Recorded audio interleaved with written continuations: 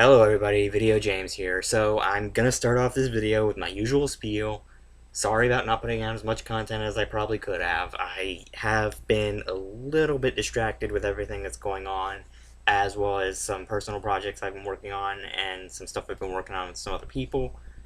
But I do have some videos in the works that I plan to get made. I do have an anime review that I'm working on right now that will probably be coming out very soon, and I do plan to do something with those. So if you actually do like anime and you have seen some of my anime reviews before, keep an eye out for those, because those will be coming back. And I do plan to make some more Soul Silver videos, because I think I've given that enough time to kind of refresh itself and make it to where it's not like spamming the screen.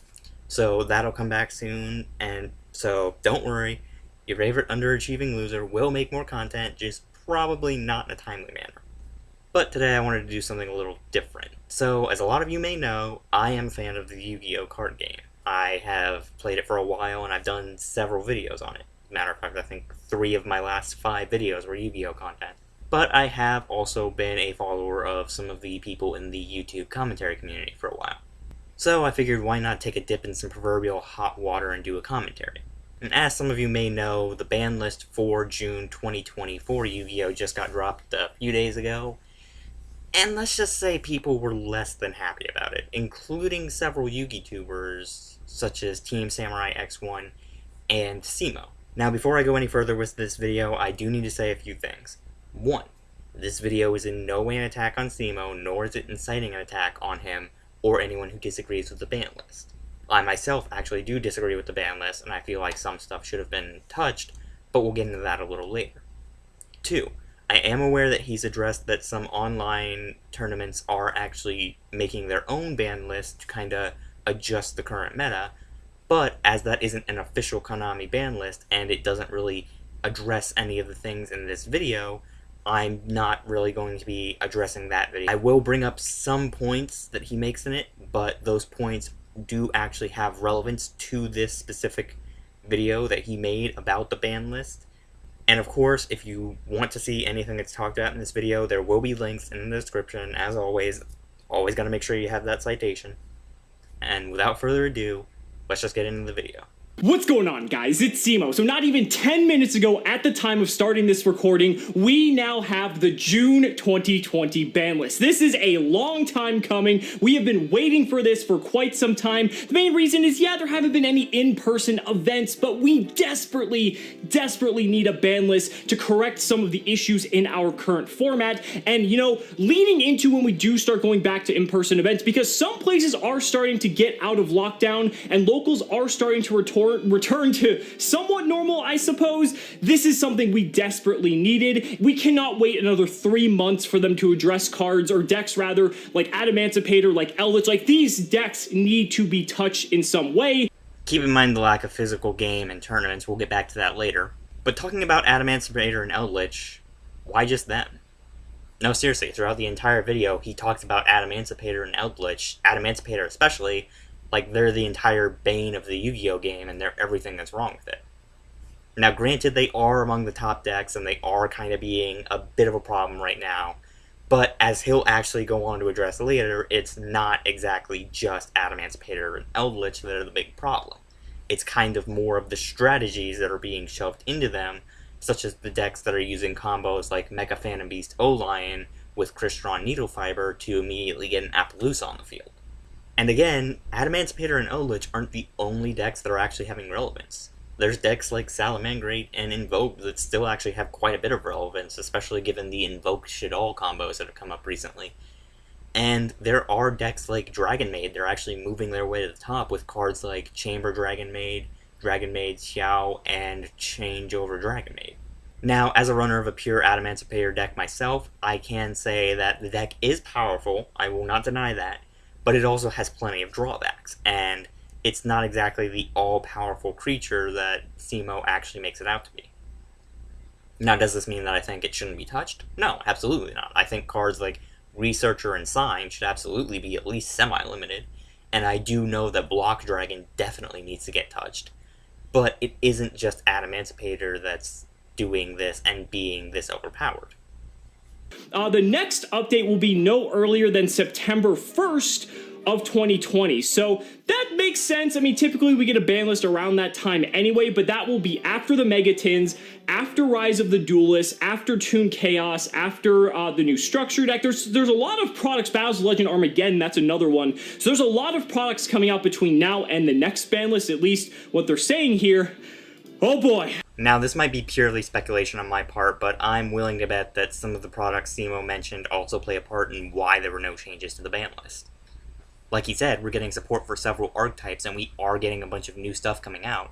And we are also getting an anti-extra deck format in the form of Dragma. In case you didn't know, Dragma is actually an extra archetype that's going to be made in the coming sets that is basically a counter and a disruption for any extra deck focused decks. It essentially has monsters that have level 4 and a special summon effect for there being an extra deck monster on the field, and they can't be destroyed by monsters that were special summoned from the extra deck in battle. And there's also several cards that they have that allow them to just swarm the field and negate extra deck monster effects, as well as their ability to just completely over-swarm the field going second. And as a matter of fact, Dragma has actually already been shown to be extremely powerful. On EDO Pro, which is the new version of YGO Pro, several people have been running it, and I've seen several duels where it has actually crushed Adamantipator in a matter of about 3 cards.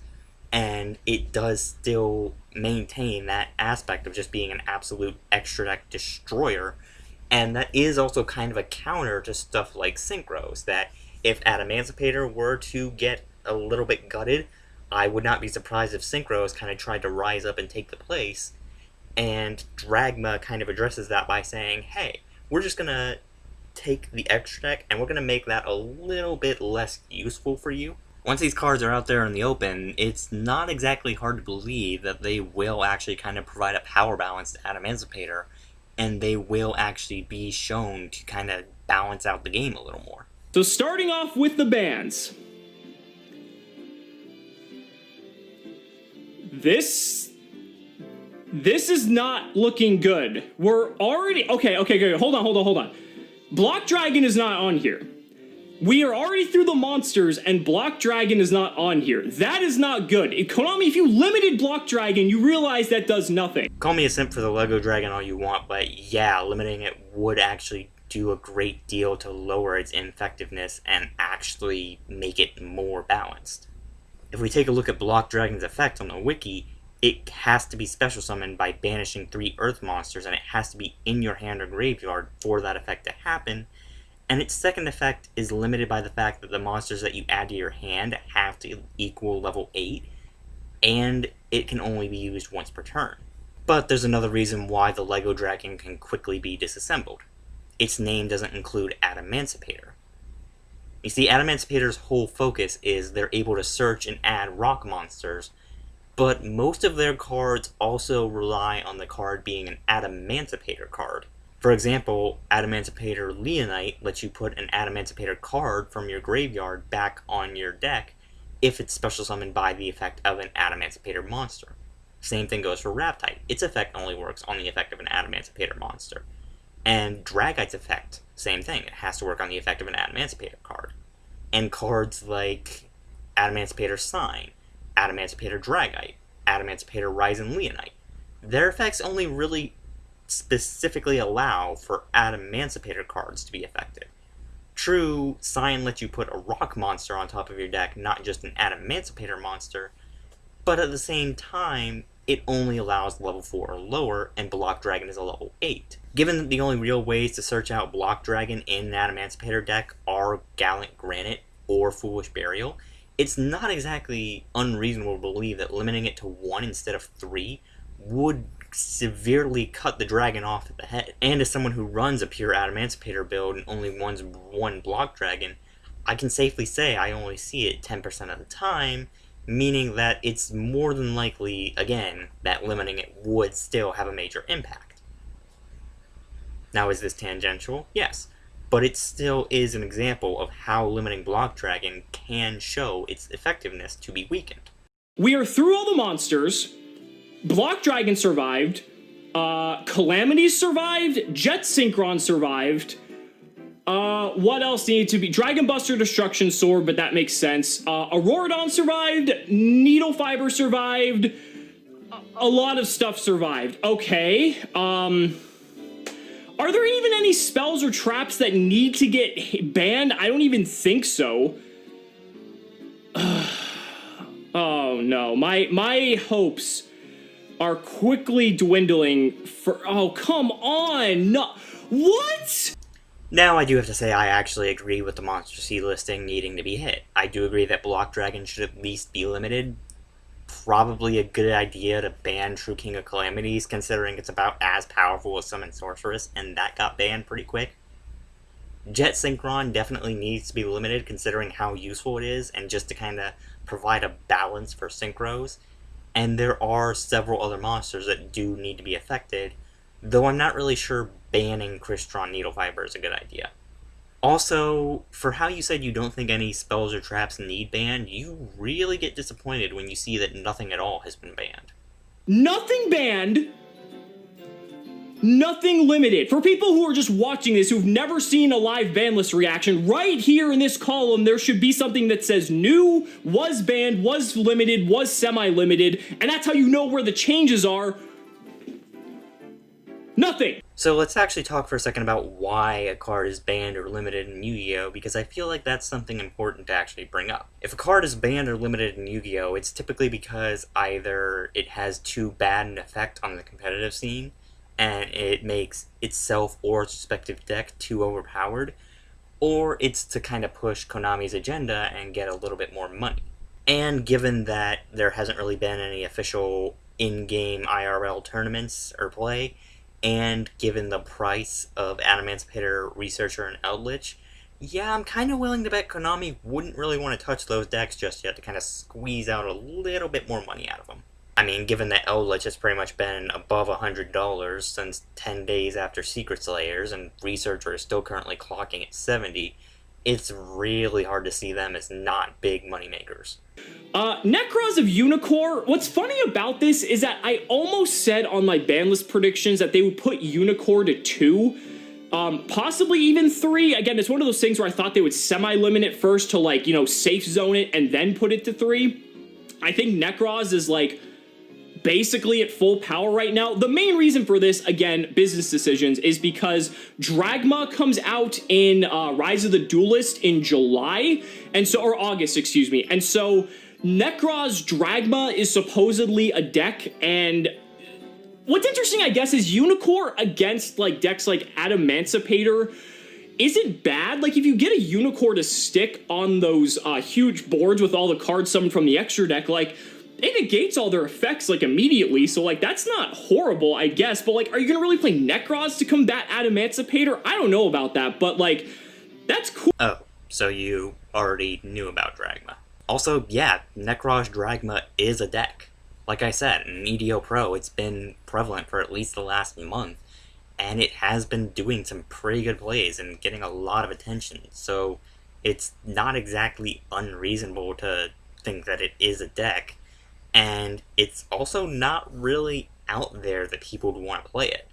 I mean, people will play decks for pretty much any reason. Fun, competitive use, cheap. I mean, pretty much any reason they can find to play a deck, they will usually play it. And Necros does have that competitive use when fused with Dragma, and it's not exactly unreasonable to believe that people will play it just to have an edge in the competitive scene. I mean, hell, I played Stardust Dragon Assault Mode and Madolche just because they were fun and they were actually decent and competitive, and given that Madolche is actually getting reprints and its cards are coming back, it's not exactly unreasonable to believe that people will start running that deck again just because they have a bit of a sweet tooth. Cool, and then Ritual Beast Ulti Kanahawk. This is, like, so random. Like, are people really gonna play Ritual Beast now? Maybe. People are just gonna do, like, Kanahawk loops. Like, you were complaining about, like, 20-minute turns before with, like, decks like Adamantipator. Wait till you see what Ritual Beast can do with 3 Kanahawk. That's, like, one of the, like, epitome of, that's, like, the epitome of degenerate, loops. Again, people will play whatever they want for fun, and pretty much any other reason. It's cheap, it runs competitively, they just have the cards lying around. Bob's your uncle. Also, not to kind of put salt in a lot of people's wounds, but Ritual Beast Ulti Kanahawk is a card that people wanted to come back for a while so that Ritual Beast can actually be competitively useful again. With Kanahawk at its current restrictions that it was before this ban list, it didn't really leave the deck having much competitive skill, and it kinda left it just as a low-tier deck. Also, 20-minute turn loop? Yeah, don't know about that one, Chief. I mean, I've definitely heard people just playing a long time just to stall, but it's not exactly that Ritual Beasts are only about looping Kanahawk combos for 20 minutes. I mean, I've played them before, and I've never really done that, and I've seen a bunch of other Yugi tubers who have actually made decks on the Ritual Beast archetype, and have actually said that the 20-minute combo aren't specifically the only thing that the deck is capable of. Also, you want to talk about degenerate plays? How about the combo Team Samurai X1 demonstrated a while ago with Mongolatia and Marines that actually kind of just wiped out an opponent's hand using 2 cards? You know there's a problem here. And yes, it's not necessarily like the Eldritch cards necessarily, or the Adamancipator cards. It's like the degenerate Halki Fibrax Auroradon crap that's the reason that these decks are so powerful. And yeah, a lot of decks can take advantage of that, but like... Then, again, why are you so focused on Adamancipator and Eldritch? True, it's the decks that you see them most common in, but then you should really be talking about this combo if it's the thing that's really upsetting. And I mean, I do agree that that combo is a little ridiculous. Auroradon is a real problem, as well as the Appaloosa combos that people kind of just shove in to make use of it. But still, that does mean that the combo itself should be addressed and not just Adamancipator or Eldritch. True, they take advantage of it, but it isn't the only deck in which this can be used. The only fucking reason why there is literally no changes to anything else besides these 3 trivial unlimits, I guess they're not trivial, I guess like 2 of them are kind of relevant, it's just because money. It's because these products never got to be sold to the public. It's because people never got a chance to play these cards in person. It's because there was no in-person events for people to have to spend their money for, to be able to go and compete at these events. Yeah, that's exactly why. Again, there's not really been any competitive play in the real life, so there's not really been any official Konami judgment to decide, hey, this card needs to be put in the ban, or this card needs to be put in the unbanned to kind of counter this overpowered thing. And yeah, money is a good factor. In case you haven't noticed, or in case you forgot, which it is very easy to do because we who play Yu-Gi-Oh! Do enjoy the game so much and kind of just forget about Konami, Yu-Gi-Oh! Is a business first and foremost.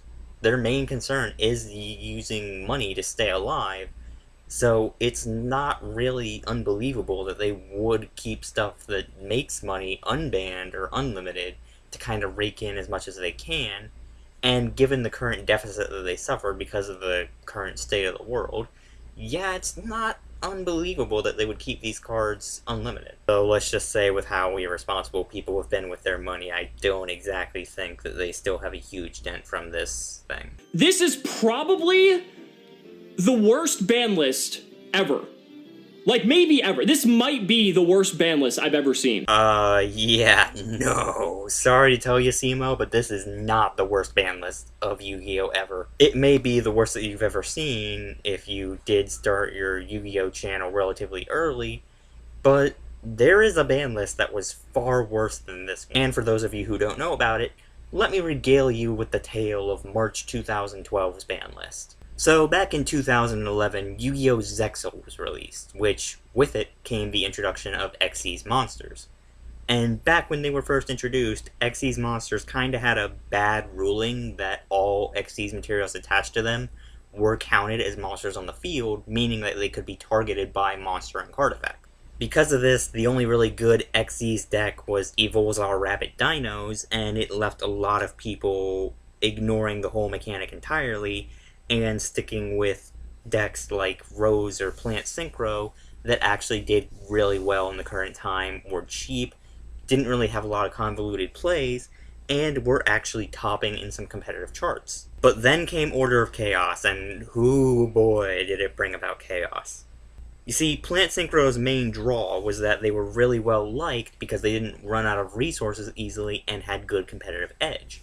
But In Order of Chaos, we got two archetypes that had broken combos that could essentially render your opponent's field and hand useless.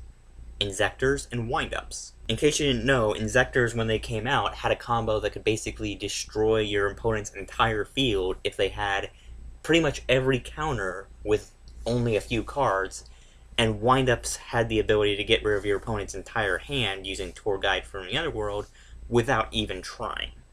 Which, as you can probably guess, outran the opposite Plant Synchro playstyle of slow and steady wins the race. Then, when March 2012 rolled around, Konami ignored the broke decks and decided to do a bit of a wild play with their ban list. When the March 2012 ban list rolled around, Konami decided to just gut some certain decks like a fish, mainly Plant Synchros and TG Agents.